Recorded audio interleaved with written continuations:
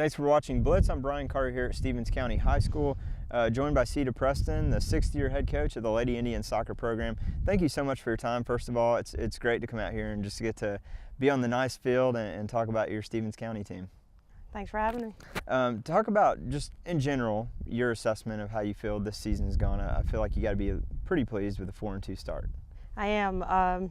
We started off with our first shutout ever since I've been coaching against Banks County, and really proud of that start. And just, I mean, we didn't have a full practice the week prior to that with the weather and, you know, flu, and everybody was sick, seemed like. And that being said, we came out and played like we've just practiced for 2 hours every day, and they passed awesome. I mean, and the offense this year has been really good. I mean, even if we go back and factor in your scrimmage to open the season, I think we're looking at 36 games over 36 goals in an 8-game span.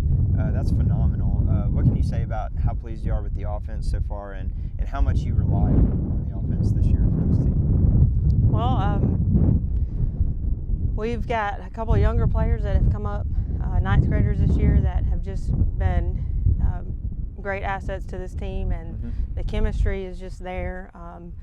They're passing well. They're looking up for options, and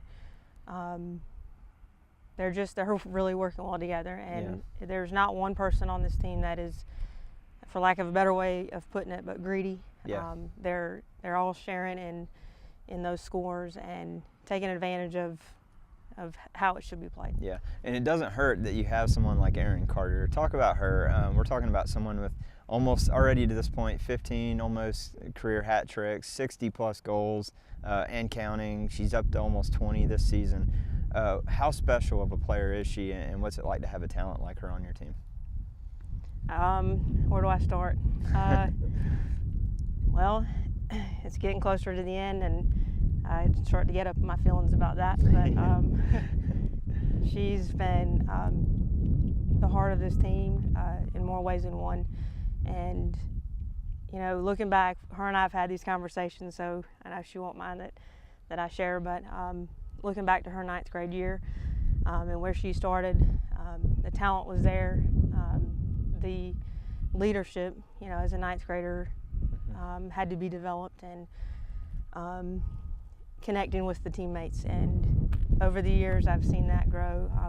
This year has completely just stepped up. And like I said, I mean, Banks County, she got a couple goals in, and, you know, got her job done, and started looking for other options and pulling up one of our defenders to feed her the ball and try to get her to score. And that's cool. I mean, that, if you would have asked me 4 years ago what I thought she would have done that, I would have said no.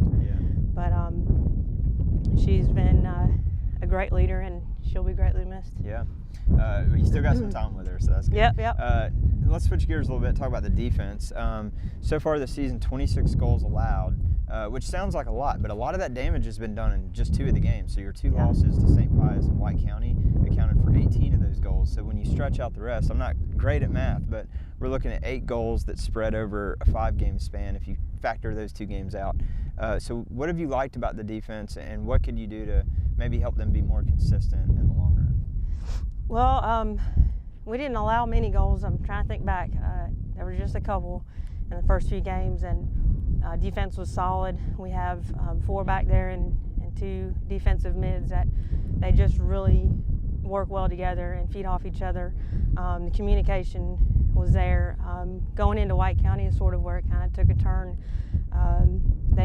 Most of my girls that play travel, I played with some of those girls, and, you know, when you play with teammates like that, you kind of know what to expect, and it kind of got in our heads a little bit.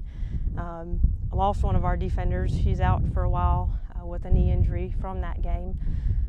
So it was not what I expected. It was a really rough game, but we came back from that and just kept moving forward. And St. Pius, it is what it is. I They mean, are St. Pius. They're a so giant. that's all we can say about them. All right, so last question for you. This team we've seen some great improvement from last year to this year, and I know badly you want to get this program back to the state playoffs. So you talked about the intangibles, the way that this team has the unselfishness and the chemistry is there. You certainly have the offensive talent led by Aaron and others. Defense has moments of greatness too. So it seems like all the pieces are there, but what is it going to take for this team to get back to the state playoffs?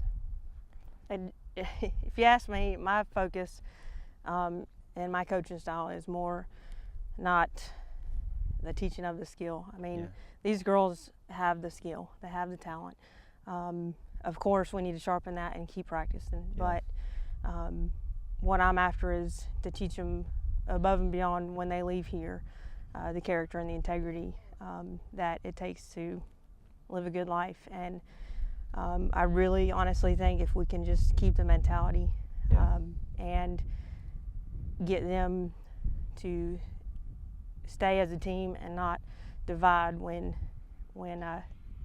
struggles come. And there's a word that I always use, and they laugh at me about it, but I call it the indomitable spirit. Okay. And the spirit that when all odds are against you, what do you do with that? You just keep going and you fight against all odds. You know, that was a speech I gave them come to St. Pius games. You know, when we're faced with, you know, 1,000,000 to 1 odds against us, what do you do with that? And we're still young and trying to figure that out. But for the most part, other than that giant of a game, I think they're getting it. And if we keep that focus, I think we'll get there again this year. Just take one game at a time, the old cliche, and let's get back to stays. Thank you so much again for your time. Really appreciate it. Thank you. Check out our interview also with star striker Aaron Carter here on BLITZ.